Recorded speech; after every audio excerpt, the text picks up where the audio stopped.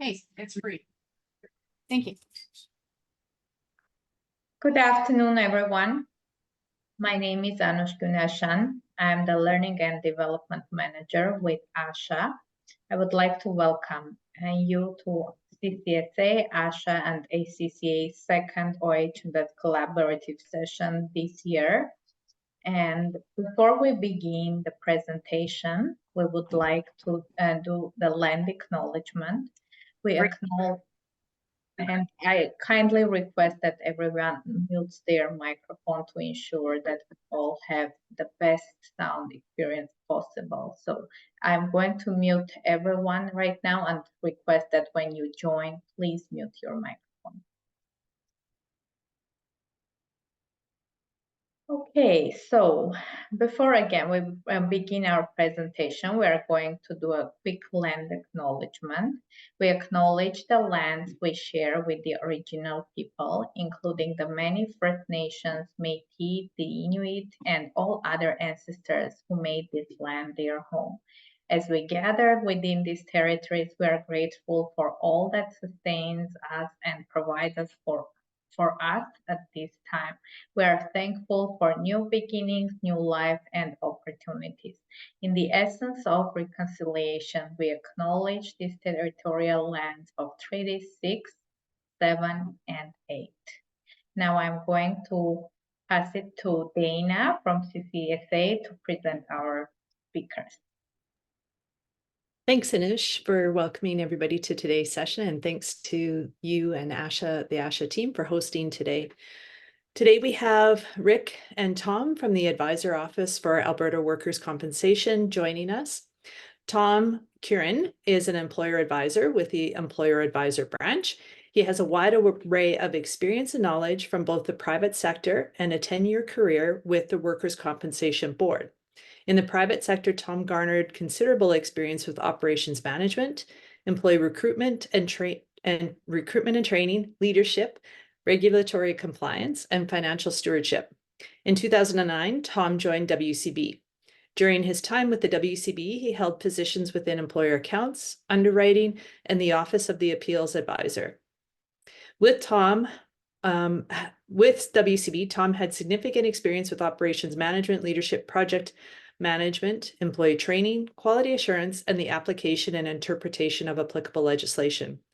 As an employer advisor within the Employer Advisor Branch, Tom advocates for employers with issues they experience with the WCB and the system partners. His duties include representing employers throughout all levels of the appeals process, performing comprehensive case reviews, providing education and advice, and performing employer and key stakeholder outreach activities. And I'd also like to welcome Rick Bishop, who is also an employer advisor within the Employer Advisor Branch. Rick brings over 14 years of experience within the many different facets of the WCB system. This experience includes adjudication, case management, and mentorship before transitioning into advocacy and representation for injured workers. Opportunity presented itself, and Rick was able to join the Employer Advisor Branch in 2019. As an employer advisor, Rick has been very successful obtaining favorable results for his clients. His knowledge, passion, and dedication to the work shines through in his pursuit to represent employer interests. His role includes formal representation at all levels of the WCB appeal system, education on WCB policy and legislation, and consultation regarding claim-specific employer issues. Thanks for joining us today, Tom and Rick, and I'll hand it off to you.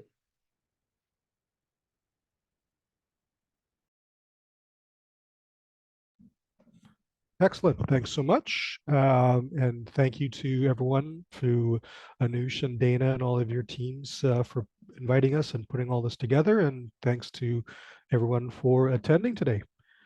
Right. Just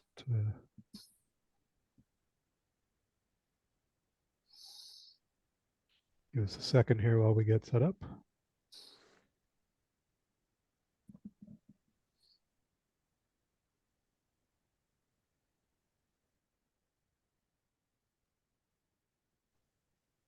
Sorry, Tom, is my screen being shared? No. Are we good? No, okay. Well, let's begin with that then. All right. Excellent. Okay. Excellent. Thank you. Okay. So as introduced, my name is Tom Kurian and my cohort here, Rick Bishop. We're here to sort of walk you through a little presentation we have for you. So we like to call this Advisor Office 101, and it's sort of gives you a better understanding of sort of the WCB claims, from the employer perspective. We put this together for your associations for today. So if I can have the next slide, please. By the way, we are fairly informal, so if you have any questions, I guess feel free to ask them. And if you don't have any questions today and you think of something down the road, you can always get a hold of us and we'll do our best to answer your questions. Okay.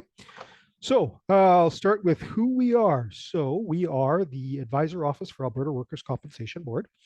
It sounds like a mouthful and it makes our business cards nice and long. But essentially what we're here to do is we are here to assist employers when they want to dispute a WCB decision. That is sort of the simplest boiled down Coles Notes version of what we do. Basically, anytime WCB pretty much makes any decision, and if you disagree with it, there's a very well-defined mechanism to appeal that decision, and we can help you with that. There's a few other things that we also do that I'll get into later on, but that's us in a nutshell. So this office technically was established in April of 2021, so we're just on to our third year of existence in this particular office. Prior to that, we were another organization called the Fair Practices Office, which did exactly the same thing.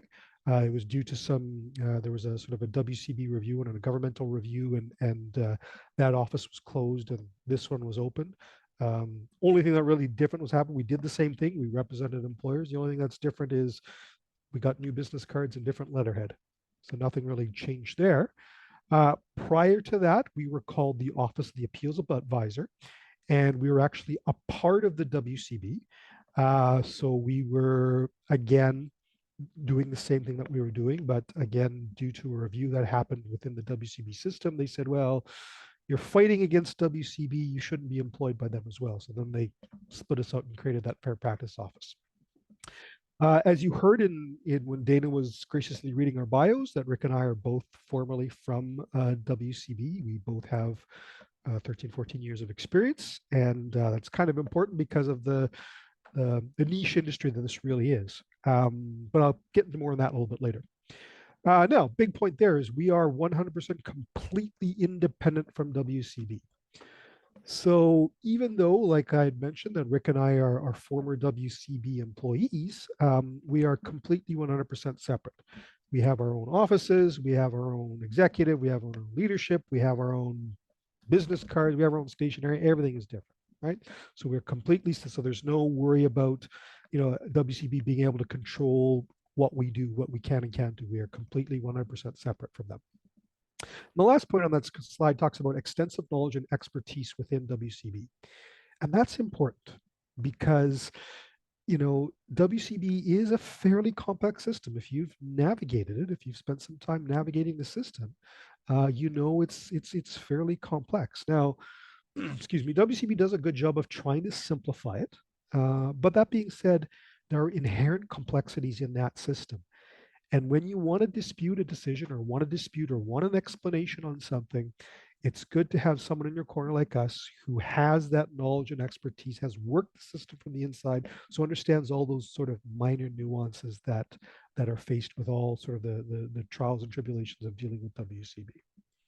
Okay, I could have the next slide, please. Thank you. Okay, so this slide, we thought we'd introduce a little bit, sort of really quickly about I mentioned about how the appeal system, that there's a well-defined appeal system. So basically, there are 4 steps to an appeal. Okay, so the first step is WCB makes a decision that, for whatever reason, you disagree with. Excuse me. Now, when I'm talking about decisions, most often I'm talking about claims decisions. Okay, so WCB, say, accepts a claim from a worker of yours that maybe you don't necessarily agree with or have some questions. Okay, so that's probably the most of what we do. We also deal with other type of issues, account related issues, money type issues, if you're not happy with the classification, or maybe WCB's made a premium decision. Again, those are things we can help with, but I would say the lion's share of what we do is sort of claims related. Okay, so the first step there with the decision is if you disagree with that decision, you're going back to that decision maker saying, hey, I disagree with your decision and here's why. So that person will review it and either side with you or not.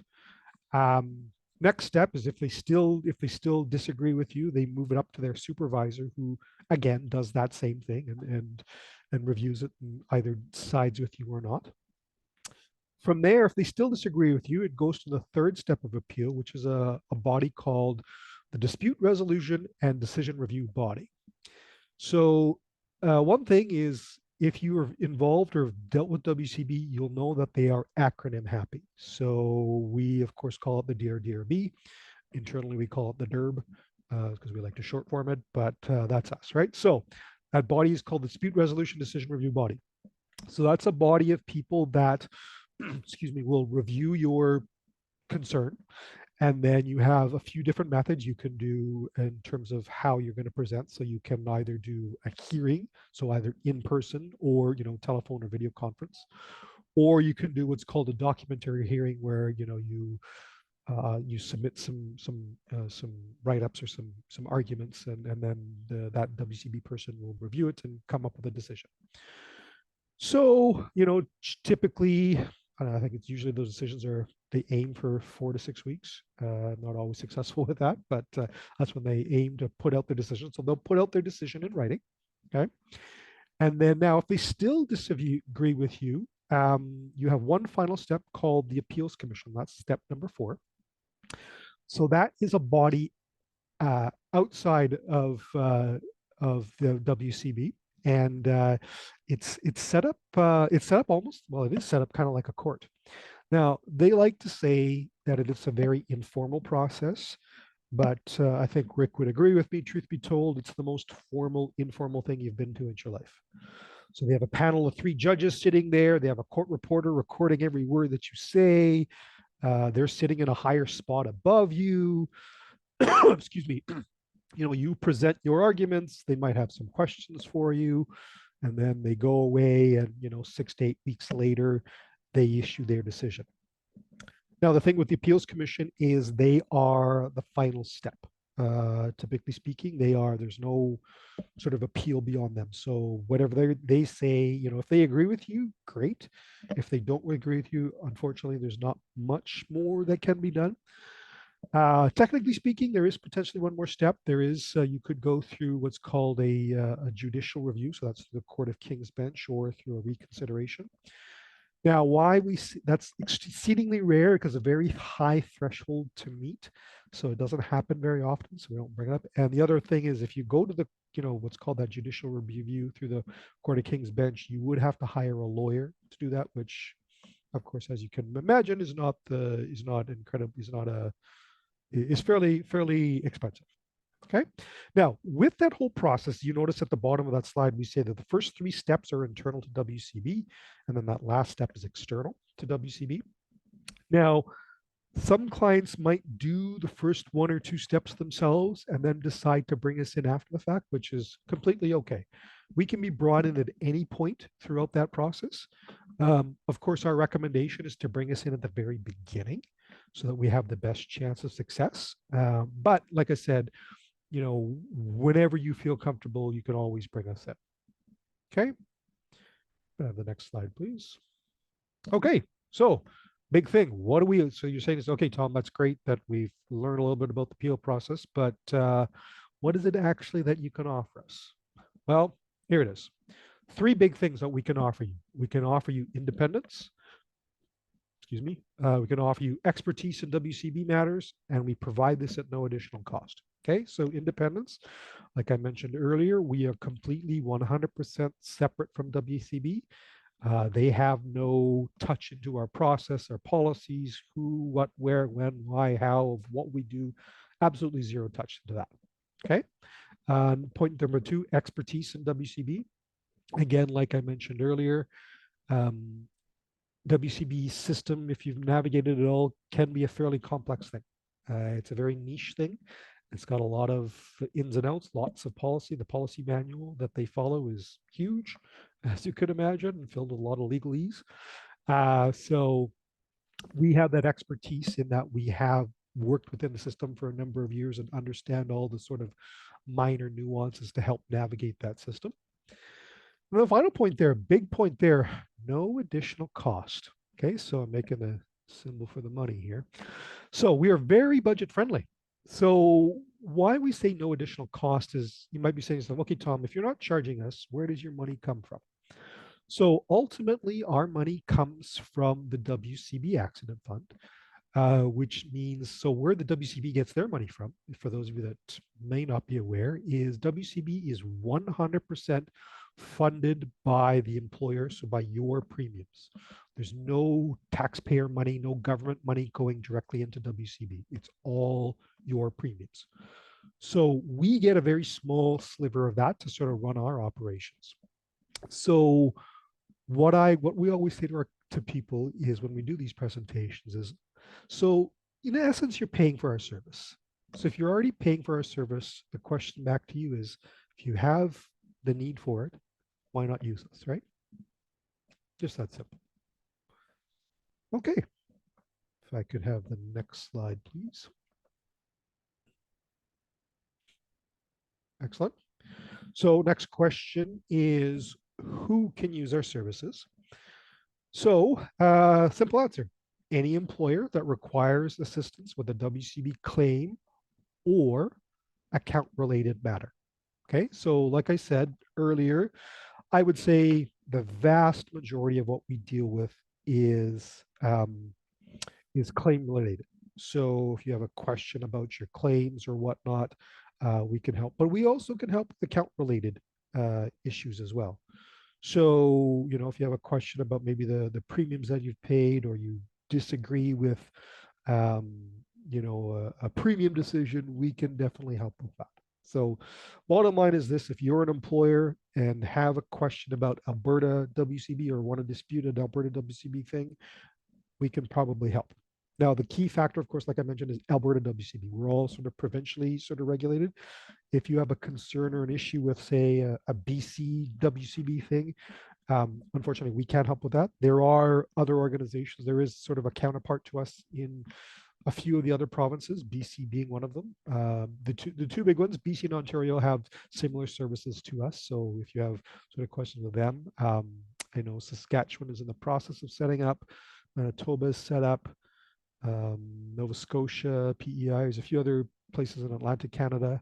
I don't know about Quebec. I know Ontario does. So I think there's 6 or 7 of them anyways. But nonetheless, we can help you with Alberta WCB related stuff. Okay. I have the next one, please. Okay. Ways we can help. So 3 big things that we can help with. So first one is support and advice. So what we mean by that one is, we have a number of clients that will just call us up or email us and say, hey, Tom, hey, Rick, this is the situation going on. What do you think? You know, what do you think we should do? Or what do you think our chances are? Or what do you think our next course of action can be? Absolutely. We love doing that. So we have, like I said, we all have a lot of clients that reach out to us and just sort of request that level of assistance from us. The next point there is education. So we love coming out to groups like this to provide these sessions. So we come out, you know, we've come out to you guys, we'll come out to pretty much any other association that needs be, that requests our service. Excuse me. We also can come to individual employers.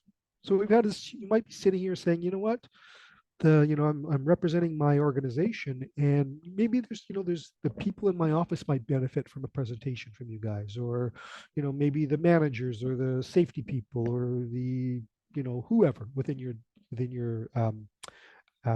organization requires our services or could benefit from a presentation. And our response to that is, yeah, absolutely. We are more than happy to. So just get a hold of us. And again, there's no cost for us to do that. So, you know, again, budget friendly. So, feel free to reach out, and we can definitely tailor a presentation to sort of handle or meet your needs. And then the final point there is representation. So that's probably the biggest thing of what we do. So we represent you in that appeal process, like I mentioned earlier. We can represent you through all levels of appeal. So remember how I said earlier that there are 4 steps, and we can be brought in at any time. Again, it's beneficial if we're brought in at the very beginning. But at any point you decide you might do the first few steps yourself and then decide to bring us in after, totally fine. And when we do the representation, we work very collaboratively with our clients. So, even though it's maybe our words on the paper that are sort of writing the argument, but we've discussed that and got your buy-in, because at the end of the day, these are your appeals. These are your issues, so to speak, where we're just using our knowledge and our expertise and our know-how to sort of help you achieve that goal. But at the end of the day, this is your argument or this is your appeal, right? So again, we're very collaborative. We don't move forward on anything unless we have sort of without your approval, so to speak. Okay. All right. Thank you. Okay. Thought we'd also share kind of the top issues that we see on our end. So now this is employers in general. This isn't just limited to your guys' industries. So you're dealing with, continuing care and whatnot. But it's fairly universal. Like these are pretty much what we see throughout all of the industries that we see or that we deal with. So the big 2 there are claims acceptance and cost relief. So very quickly is claims acceptance deals with should the claim have been accepted in the first place. And then now cost relief. So for those of you that aren't aware what cost relief is, I need to backtrack a little bit about how sort of WCB works. So WCB is an insurance company, right? And I think the easiest parallel to understand is car insurance. Everybody understands car insurance, right? So you understand with car insurance, the more claims and accidents that you have, the more that your premium is going to be down the road, right? Okay, pretty straightforward. With WCB, it's the amount of claims dollars that they spend on your behalf. So the more claims costs that you have, consequently, potentially the higher premium you're going to pay. So what cost relief means is as long as there's a set of criteria that have to be met. What cost relief essentially means is that for as long as one of these set of criteria are met, WCB will remove the cost of that claim, or partially or totally, or whatever part meets that criteria, will remove that from your record so it doesn't count against you. So when they calculate the premiums next season, it doesn't impact you. Okay, so as you can see, that is a very beneficial tool for employers as if they qualify for cost relief that they apply for. So as you can see, it represents about 20% of what we do, and then about almost 50% is claims acceptance. The other 30-ish% or 30-ish% of what we do are those other issues that are mentioned on that slide. But like I said, the big 2 are the accepting of the claim in the first place and applying for cost relief. Okay. All right. If I can have the next slide, please.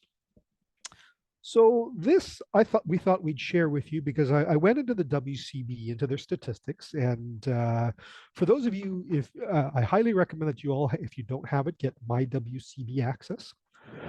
Excuse me. You can pull statistics about your industries. You can pull statistics about you individually as an employer. So I pulled the statistics from 2019 to current about your industries, about sort of what the most common accident types are.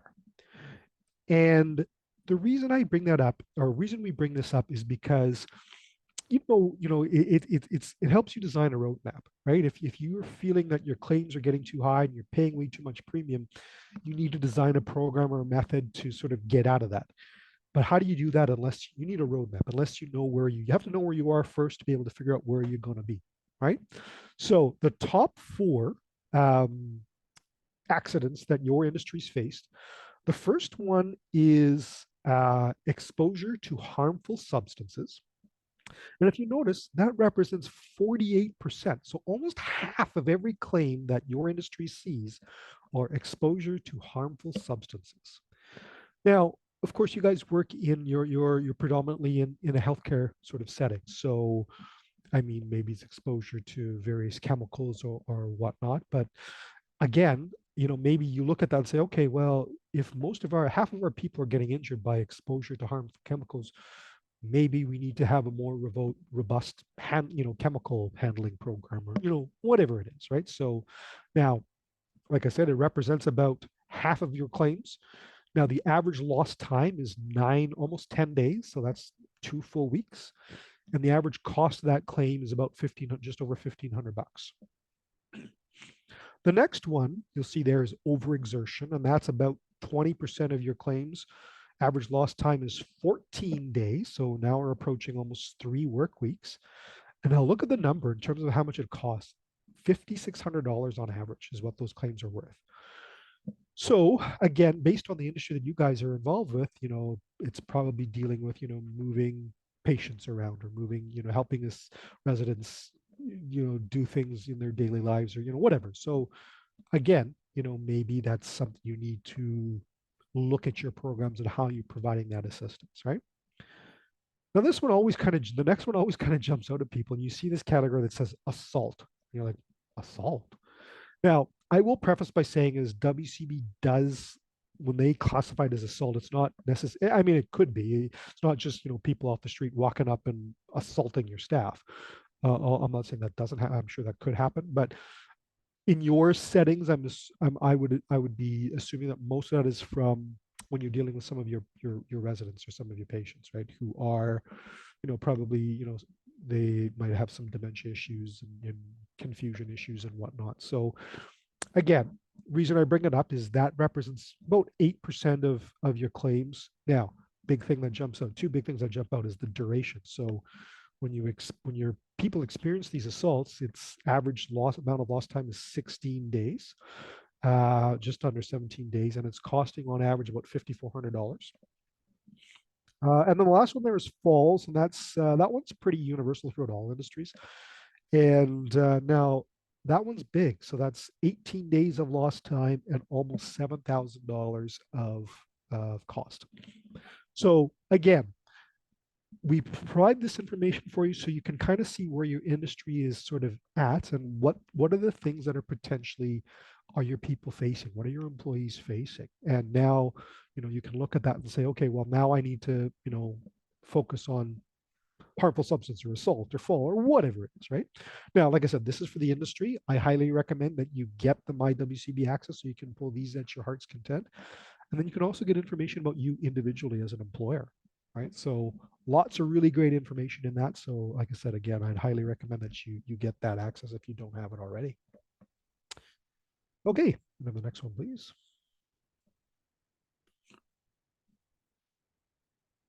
Okay, so we thought we'd delve into a little bit, a couple examples. We have a couple examples to share that we've pulled from sort of our files about employers within your sector. So within this whole, continuing care sort of sector.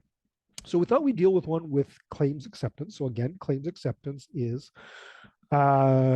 that the workers' claim, this means that WCB considers the workers' claim is compensable and has approved the workers' claim for payment of benefits. So why you're bringing it up is potentially you disagree. You're saying, well, that claim should have been accepted in the first place. So we had one a while back where a worker was transporting a resident or a patient in a wheelchair, and they were going down a hallway. They're going from point A to point B, and they came across a transition strip. So that's where the flooring changes from one type of material to another. Now, this particular employer was very, as you can imagine, anything above the floor sort of can potentially create a tripping hazard. This particular employer was fairly well versed with that, and they, like a lot of places, they used one of those zero transition strips. So they're extreme. Like I can't say they're not exactly zero, but they're pretty darn close to being zero. So there's basically no difference between the one side of the floor and the other side of the floor. Anyways, this particular worker claimed that when they crossed this transition strip that they lost, they tripped, they fell down, and they hurt themselves. I believe it was I think it was a knee injury. I don't 100% remember, but anyway, so they claimed that they hurt themselves. So of course, this person then files the claim with WCB saying, I was pushing this person down the hallway and I tripped at work. So in theory, it meets all the criteria, right? So they were at work, so they were in the course of employment, they were doing work-related activities, and they got hurt while providing that service. So you'd say, okay, well, that's pretty open and shut. But the employer came to us and said, well, hang on a minute. We were well aware of, this whole floor transition stuff. And that's why we had all these zero transition strips installed. So there's no way for this person to have gotten hurt as they claimed. Now, another thing to sort of keep in mind, because we see this a lot, is there doesn't necessarily have to be like video evidence, because there's nobody witnessed this accident. It's just the worker saying, hey, I tripped over this thing and now I have this injury. So there does not like there has to be video evidence. It just has to be, because WCB works on this premise that all evidence presented to them is considered truthful or considered correct unless the contrary can be shown. So basically the benefit of the doubt goes to the person reporting, right? So anyways, the employer came to us and said, hey, we disagree. We don't think this happened as they stated because we've done all these things, because we've instituted these zero transition strips. Anyways, we took it through the appeals process and we were able to successfully show that, yeah, that transition strip couldn't have caused the injury. And as a result, WCB removed that from the employer's experience rating, which was great, right? So meaning that, down the road when WCB calculated accident premiums, that it didn't count against this particular employer. Okay, so that was a success, a great success for us. And well, specifically for that employer. Okay, if I could have the next one, please. Excellent, okay, thank you. All right, so next we thought we'd cover a little one about cost relief. So this one, again, so cost relief means that this is the amount, an amount of money is being paid out for WCB for a particular claim will count against the employer. So when they're calculating the premiums down the road, it'll count against them. Cost relief means that if it's granted, the WCB is not counting those costs against you, right? So it's very, like I said, as you can imagine, very beneficial to the employer. So this one is an interesting one. It's actually that we had with another employer from your industry where COVID sort of touches this one, okay?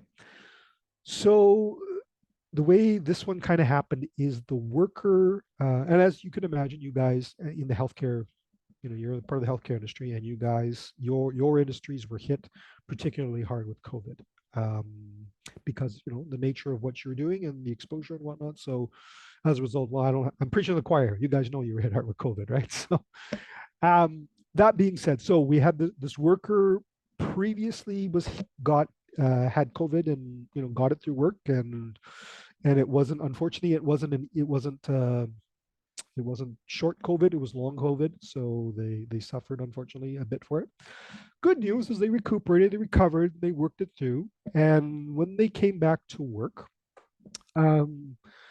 they came back and then they suffered a shoulder injury unrelated to COVID, right? So they were doing something where they suffered a shoulder injury. Now, where the problem lies is because COVID affected everything. So this person was off for this shoulder injury for an extremely long amount of time. Based on what happened, you would normally think that shoulder injury would have resolved in 4 to 6 weeks, but this person was off for a lot longer.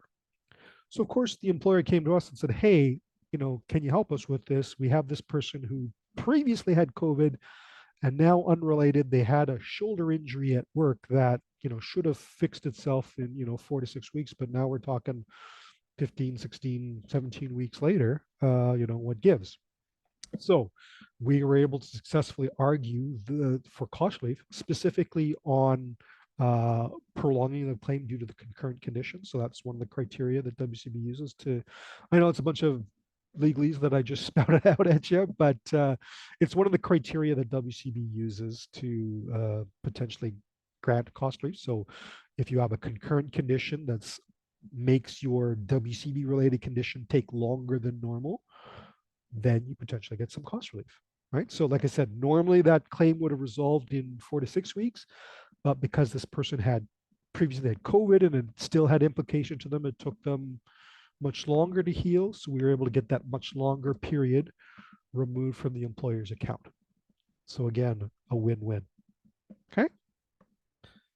Okay, excellent.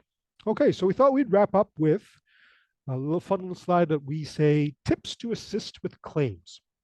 So these are things that we've garnered through our many years of experience and sort of the whenever you have a claim, these are some of the 6 or 7 things that we recommend that you as employers do right away. So the first one is, I'm sure WCB, hits you over the head a lot with, offer modified work, offer modified work, offer modified work. So our addition to that is offer it in writing. Okay, offer it in writing and do it immediately. Okay, the reason we say in writing is because if there's ever a dispute of when modified work was offered, because WCB, well, you didn't offer it in writing, so we're going to pay him full wage benefit until you offered it in writing. So offer them in writing right away. Okay, and in fact, one of the things that we talk about here is getting a package ready. So I'll come to that in a second. The next part here is when you're offering the modified work, have the worker sign that document, whether they accept it or refuse it. Okay, so you put 2 sort of points on the bottom of that paper saying either, Joe Smith accepts this or Joe Smith declines this. Okay, so then you have the proof that you've made that offer and now the worker has either accepted it or declined it. Okay, that goes huge sort of later on down the road. That third point there, medical packages. So that's big. So what we're saying with that one is have medical packages ready to go for when your worker, so when they do get injured at work and they go to the doctor, you send them with this package. And in this package, we'll have sort of a list of all the different job duties that are available. And it also will have that offer of modified work in there. So it's as generic as possible. So that way, when when that worker sees the doctor, they can't just say, well, my employer doesn't offer modified work. We hear that a lot, right? But we find, of course, most employers, in fact, do offer modified work. So if you send them with that pre-made package, you're one step ahead of the game. Okay. Next point there, what are the, it says document everything. Okay. Keep in mind, of course, that anything can end up on the claim file. So side note, what are the 3 most important things in real estate? Location, location, location. So we say, what are the 3 most important things in this type of world? Documentation, documentation, documentation. Okay. Now, why we say keep in mind that this can end up on a claim file means keep it professional. Don't put, although you might feel that someone is, being less than truthful, I wouldn't actually put that down on a document because that can end up in a claim file. Okay. Now, next point there, offer of modified work needs to be suitable. It needs to be within the restrictions and be productive work for the benefit of the employer. Okay, that's big too. So we've had some clients say, well, okay, I'm gonna offer modified work and just to keep my costs down. And the reason I'm offering or modified work I'm gonna offer is I'm gonna have this worker count dimples in the ceiling. Okay, now WCB will never approve that because it needs to be meaningful, it needs to be productive, right? So at the end of the day, the question we always ask is, would you normally pay someone to do that type of work? Okay, so the answer is probably no. You're not going to pay someone, I would imagine, to count dimples in your ceiling, right? So that's why you spend a little bit of time ahead of time and you have a number of all of the duties listed and all the things that can potentially be done. Now, that's not to say that your modified duties can't be things that you don't normally do, right? So there might be time, this might be the time to catch up on paperwork type things, right? So you might assign this person to deal with some paperwork type items that you normally wouldn't do, but needs to be done, right? So as long as it's meaningful, as long as it's productive. And then the other big thing is it has to be within the worker's restrictions. So if the doctor says the restriction says the worker can't overhead reach, well, then you can't have that person cleaning light fixtures above their head, right? Because that involves overhead reaching, right? So you have to sort of always be mindful of what those restrictions are. Next big point there is make a list of all the suitable duties and do it within all fitness levels. So sedentary, light, medium, heavy, whatever, right? So that you have those ready to go, right? And again, like I said, when you're sending that package so that the doctor can evaluate that, say, okay, well, you know what, he can't overhead reach, but he can, you know, make phone calls and collate paper, you know, whatever it is, right? And then the last point there is if you don't know the exact restrictions, of course, make your best judgment. And the other big point is give the most sedentary duties as possible. And you can always adjust down the road, but at least you get the buy-in right away. Okay. So we've talked a lot about modified work there. And the reason why I think something that we sort of missed at the beginning there is why is modified work important, right? Because remember how I said near the beginning is that claim costs are important. So the more claim costs you have, the more premium you're paying. So if you're doing modified work, that means that's less amount of money that WCB is paying on behalf of the claim. So as a result, that's less impact on your premium. So that's sort of the impact of modified work. Okay, if I could have the last slide, please, Rick. Excellent. Okay, and one more, I think. Excellent. Okay, so that is our contact information. We have offices in Edmonton and Calgary. Rick and I are both based out of Edmonton. So you can, if you need to get a hold of us, you can email us, you can phone us. We have a toll-free number. If anyone has a fax machine still, you can fax us.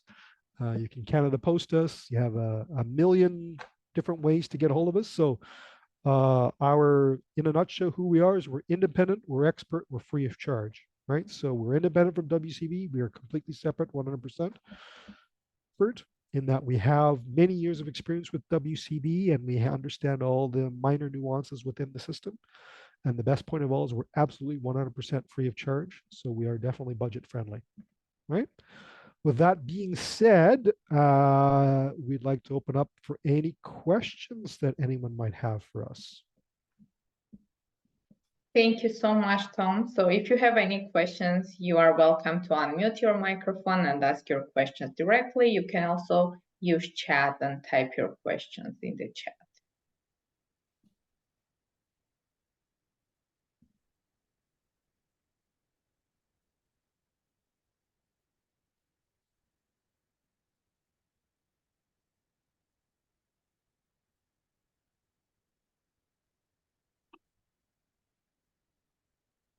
Okay, while we are waiting for your questions, would like to remind you that we have 2 more upcoming sessions and you can see the dates on the screen. You can access the registration information both on CCSA and ASHA website. And if you need the direct link, feel free to contact us. We'll be happy to share the registration link with you. I think I had a question pop up here. Yes. Rick, do you see the chat question? I can read if you want. What is the time frame an employer has to appeal the acceptance of a claim? Okay, well, as I was talking, I realized I was muted. Doesn't that happen all the time? Yeah, so the time frame that you have to appeal is 1 year. 1 year from the formal WCB decision letter, you have to appeal. Okay, any other questions? I saw a direct message to me. It says, are WCB premiums shared by the employee and the employer? So if the answer is like who pays the WCB premiums, if that was sort of your question, then the answer to that is only the employer pays. The worker should never pay. In fact, it's against the law for the worker to pay any WCB premiums. Hopefully that answered your question, if that was what you were getting at.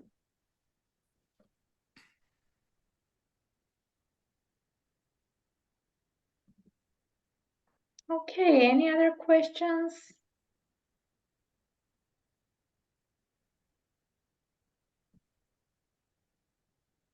Again, while we are waiting, I would like to ask you right after this session, we have a very brief evaluation with 3-4 questions. Please take 2 minutes to participate in the survey. It will really help us improve our future forum, as well inform us what you would like us to cover in our future forums. So please take 2 minutes to participate in the survey right after this session. Do we see any other questions? Okay, so seeing no more questions, Dana, do you have anything to add? Sure, thanks, Anish. Just one final piece of information from the CCSA. So we shared yesterday at our AGM that we are launching our ability management program shortly. Included on that page will be a link to access the advisor office for the Alberta Workers Compensation, so that you have that access and information readily available to you. And we will also have an industry developed modified work job bank that will be available within the program. So if you're not sure what types of modified duties might be appropriate, either in senior supportive living lodges or in continuing care, that job bank will soon be available to you, so you can get ideas from what others in the industry have used as far as productive work for the employee and for the employer. Thanks, Dana. And I see another question. Yeah, so I'll take that. So the question is, if the exact date of injury is unknown, can I use date reported to employer even if the employee is absent that day? So I guess the answer to the question is you need to fill out your employer report, and you fill it out to the best of your ability and the best of your knowledge. If something is wrong or changes, that's always going to be captured. So I think the first question that I would have, if someone came to me with this, is why don't we know the date of injury? Someone would have had to report it somehow, whether that had been the worker reporting it or it came from medical.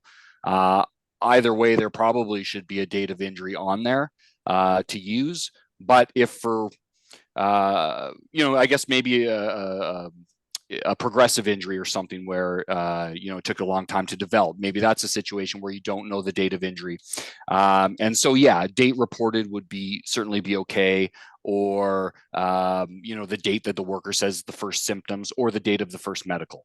Because ultimately the WCB is going to, in a situation like that, where it's a progressive injury, the WCB is going to use either the date of the first medical or the date of the first time loss, if that's applicable. So I hope that answered the question. Great. Welcome. Any other questions?